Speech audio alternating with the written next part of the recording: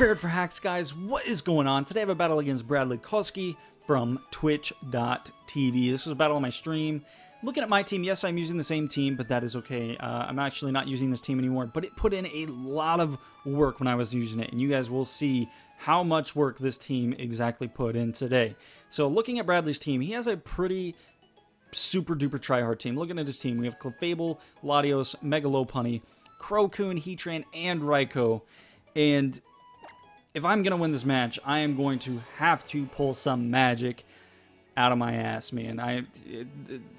Battling a team like his is going to be hard enough, but doing it with this team is going to be even harder, just because this team is very gimmicky. If he knows exactly what's on this team, or can predict what is on this team, it's going to be very, very bad for me. So he's going to go for Volt Switch here. And right off the bat, I'm actually thinking that he's Choice Specs, seeing as how much damage that did. You'll see a lot of Raikous run Volt Switch, but they generally won't be doing that much, especially if they're the Assault Vest set. So I'm starting to think that he's Choice Specs right from the get-go. I'm going to be going for Quiver Dance, which is a really bad play. I'm going to go ahead and say it. I wasn't paying attention to the team preview, and he does have a Heatran, so I'm in a bad spot. I do have to make a switch here. Thankfully, he ends up going for Stealth Rocks and not like Lava Plume or Toxic, which gives me a free switch into my Glaceon. Definitely not something you should be doing. You definitely should not be switching an Ice type into something like Heatran. But I do have Hidden Power Ground on this Glaceon, which is why I wanted to go into it, because I knew that he would either go for Toxic or Stealth Rocks on that turn. I didn't think that he would go for Lava Plume straight from the start there. So that's why I did that. He went for Protect, though, so I know that he's going to switch out. He can pretty much assume that it's either Hidden Power Water or Hidden Power Ground. Hidden Power Ground makes the most sense, so it's definitely in his best decisions here to switch out. And he ends up going out into the Crocoon, the Shizzy 6 over there, and I'm scared. It's a Crocoon. If you guys have never dealt with a Crocoon before, they are not fun. It's essentially Calm Mind, Rest, Sleep Talk, and Scald. The most horrid of combinations of all time. And then Suicune is a bulking of Pokemon as it is. As you can see, that knockoff was a crit. Now, of course, it's coming from a Mew, but that was a crit, and that did like nothing. But at least I was able to get rid of the leftovers right away, which is great for me because I no longer have to deal with some of that Suicune's recovery. Now, of course, Rest is pretty broken in the fact that it removes your status conditions and puts you back at full health if you're able to get it off. But I go for the knockoff, and then I go for the defog to get rid of the rocks, so my Volcarona doesn't take 50% when it switches in, and my Glaceon doesn't take 25% when it switches in. And then I make a somewhat questionable play on this next turn here. I end up going for Will-O-Wisp instead of switching straight out. And the reason why I wanted to go for Will-O-Wisp instead of switching out is because if he goes for Scald, there is the potential of something getting burned and taking a lot of damage. And that's not something I want to do. Mew is not a Pokemon that I necessarily need on this team to win the game. So it was in my best interest to stay in, go for Will-O-Wisp, get that off, and hopefully get him to go for Rest. If I can get him to go for Rest, there's potentially 2 turns where they're going to be dead turns, meaning that either he gets Calm Mind one turn and Rest the other, or Rest, any combination of whatever he has other than Sleep Talk. And as long as he doesn't hit Scald on those 2 turns, then I'm in a good spot because I can get 2 attacks off, and that will be really good for me. So I end up switching out. He goes for Rest that same turn, and then on the next turn he's going to be going for Sleep Talk. And for those of you that don't know what Sleep Talk does, you go for Sleep Talk, and it picks 1 out of the 3 moves that you have left in your move slots. So he can go for Calm Mind, he could get Rest and do nothing, and he could get Scald. And thankfully he got Calm Mind, kind of. Thankfully is probably not the best word, but it's a free turn that I get to attack. And then on this next turn here, he goes for Sleep Talk again, and then he hits Scald here, but thankfully I do not get burned. I take quite a bit of damage from it. He's at +3 right now. That was a crit, however, so it's not too bad. I go for another play rough here. I actually get a crit of my own. Unfortunately, I think it was a low roll with the crit. He's going to be going for another Rest here, and this is why Crocoon is so annoying. One of the hardest Pokemon to deal with. If you don't have something with Water Absorb or like a Mega Venusaur to deal with this thing, it can be a pain.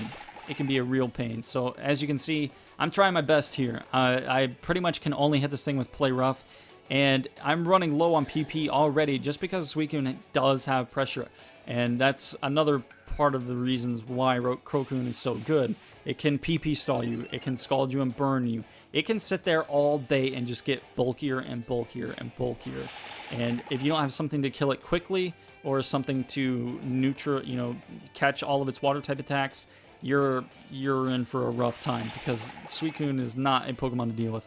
Luckily, I get him down to this amount of HP, and I'm able to hit him with an Aqua Jet before he can wake up and rest again, and the Suicune is gone. So thankfully, Azumarill was able to pull through very, very clutch and get rid of that Raccoon very, very quickly. So he goes out into the Raikou here, and I was thinking, I could go out to Landorus and trap this thing in here, but it was better for me to stay in and risk losing my Azumarill and go for knockoff and hit something if he decides to go for Volt Switch, or hit the Raikou if he goes for Thunderbolt. And he ends up going out on the Clefairy, which is okay. Not the best thing that I wanted him to switch into, but I am able to get the knockoff off onto this thing and get rid of its leftovers, which is great. And then I'm just going to go for an Aqua Jet here to get some more damage off before I'm able to, before I die. And thankfully I do get a crit, which is great, because extra damage is extra damage. And he's probably running Soft Boiled, or what is it? I don't know, the other move that thing gets to recover his HP. But I go out into my Landorus, and if you guys have seen this Landorus before, it's basically a Lando I, but on a Lando T. So I'm running Choice Specs, Timid, and I do have Sludge Wave, which is easily able to take out that Clefairy. That is a defensive wall, so he was probably thinking, well, he's either going to set up Stealth Rocks or go for Earthquake, and then I can go for Soft Boil, but nope, you're getting hit with a Sludge Wave. So he's going to go out into Digger's Bay right now. I am going to be switching out, because I can't really do anything with Sludge Wave here, and I'm going to end up going out into my Volcarona. And the reason why I wanted to go out into this thing is because Volcarona, I don't necessarily need it, and if I can get the Flame Body hacks on this thing, that would be great, because that's half of his attack gone. And he hits me with a Power Up Punch. I take pretty much no damage from that. He gets the attack boost, of course. However, the Flame Body hacks triggers, baby, and he is now burned. So I'm going to get a little bit of leftovers recovery here, and then I'm going to be going for Roost on the next turn, I believe. Now, Lopunny is still going to be outspeeding me, because obviously base 136 speed will be outspeeding me quite a bit. But he's able to take me out, unfortunately, with the return, because he's only at -1 technically after the Power-Up Punch. And so he was just barely able to get through. I'm going to go out into the Landorus now, though. He's now truly at -2. Get the Intimidate off, and then hits me with a return here, which will not be doing... actually, that hurt quite a bit. About 30% there. I hit him with the Psychic. Digger's Bay is gone. So like I said, this Landorus is very fun to use. It's not something I would use like if you want to get really high on the ladder on Showdown or something. But if you're, trying to play around with a friend and you want to catch them off guard or something, this Landorus is very, very fun to do so with. Because every time you see a Landorus in OU, what do you think? Oh, great, another wall. Oh, great, Scarfed U-turn or something like that. You don't expect a special attacking Landorus T in OU, at least right now. I don't know, who knows, that thing might take off, I don't know. But hits me with an HP Ice. Of course, Mew being able to take that very, very well. And he's going to be switching out here into the Latios. I am going to be going for a knockoff. And Mew pulling through with the crit, the clutch crit, completely taking out the Latios here. And I don't have to deal with that thing at all. I actually really did not have anything to deal with that Latios, especially since my Azumarill is gone. And I don't really have anything that outspeeds that Latios on this team other than the Glaceon. And I'm not sure an Ice Beam actually would have gotten an Oko on that thing. So clutch crit from the Mew pulling through. He's going to hit me with a Shadow Ball here. I actually end up living just barely. I get the knockoff off, and we finally get to see what item this thing is holding. I get another crit, which is crazy, and he was Choice Specs. So I'm glad that at least I was able to get rid of those, because that's, instead of 1.5 special attack, he's now at 1 times special attack. So he gets me with the Thunderbolts here. He doesn't have to go for Shadow Ball. I'm going to go out in my Glaceon here. And funny story. This Glaceon in this match was actually holding a potion. Yeah, this Glaceon was holding a potion this entire match. It wasn't Choice Scarf like it was supposed to be, because I would have outsped that Raikou there, and unfortunately this thing, like I said, was holding a potion, which really screwed with me quite a bit. It was supposed to be Choice Scarf. As you can see, I'm doing about 50% with the HP ground, which is great. It's a decent amount of damage. However, he gets leftovers recovery here, and then he's going to be getting more leftovers recovery with the Protect on the next turn. So it's very, very rough being a Glaceon in OU because your damage just quite isn't up there, and anything can pretty much OHKO you. Bullet Punch from any Caesar will OHKO Glaceon. Lava Plume will take me out from here. I was so close. I was so close, too, to being able to take out that Heatran with the HP Ground.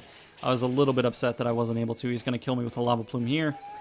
And I have to pull some stuff out of my ass, like I said, to win this match from here on out. So I'm going to go out into Nipple Knee over here.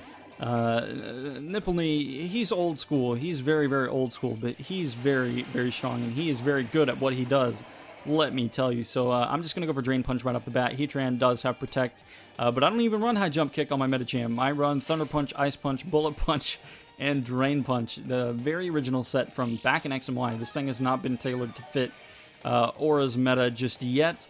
I definitely want to keep Ice Punch. I don't think I need Thunder Punch really anymore. I could probably put Zen Headbutt or Psycho Cut on here. But Drain Punch and Bullet Punch are both two moves that I like to have. Fake Out you can only hit, you know, on the first turn that you come in. And Bullet Punch just gives you that little bit of priority that you might need when you can't Fake Out. So that's why I like Bullet Punch over Fake Out in these situations. He hits me with the Shadow Ball. I'm barely able to live. That's the only way I was going to win this match. If I could live the Shadow Ball, I can win this match. If I die to the Shadow Ball, I lose. I got the crit there. I don't think it mattered. It's Medicham, Mega Medicham at that, with a huge power like base 200 attack plus the Stab Drain Punch. I don't think the crit mattered there. If you want to calc it, you can. But that is a very, very close match. At that point, I think I only had Volcarona, no, I might have only had Landorus and Medicham left at that point. I don't know if I had Volcarona alive left or not. But it was going to be very close regardless. And it was a close match. So very, very good game, Bradley. If you guys enjoyed this video today, make sure to leave a like on this video. It really does help the channel out, guys. It really, really does. And if you're new to the channel and you really enjoyed this video, make sure to subscribe so you don't miss out on any more of these. I will be uploading a couple more of these throughout this week because I do actually have quite a few of them saved up. But I hope you guys enjoyed, and we will see you guys back again tomorrow. May the hacks be with you all. Peace out.